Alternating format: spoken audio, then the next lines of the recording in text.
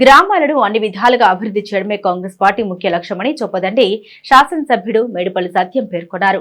మండలంలో శుక్రవారం జరిగిన సుడిగాలి పర్యటనలో పలు గ్రామాల్లో సీసీ రోడ్ల నిర్మాణ పనులకు శాసనసభ్యుడు సత్యం చేతుల మీదుగా భూమి పూజ చేశారు.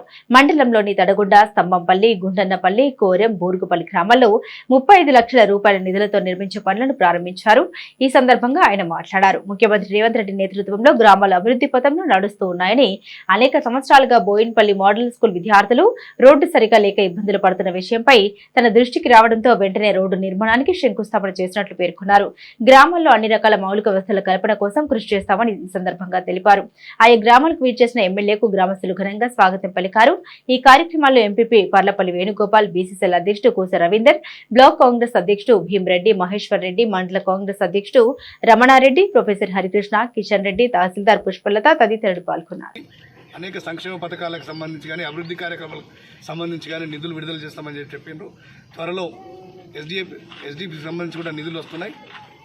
ఈరోజు ఏ గ్రామాల్లో పనులు ప్రారంభించినామో పనులు ప్రారంభించిన గ్రామాల్లో కూడా త్వరలోనే పనులు ప్రారంభిస్తామని చెప్పి మరొకసారి ముఖ్యమంత్రి రేవంత్ రెడ్డి గారికి, అదేవిధంగా జిల్లా మంత్రులకు పొన్నం ప్రభాకర్ గారు, శ్రీధర్ బాబు గారికి, మా అభిమాన నాయకులు జీవన్ రెడ్డి గారికి అందరికీ కూడా కృతజ్ఞతలు తెలియజేస్తున్నాను.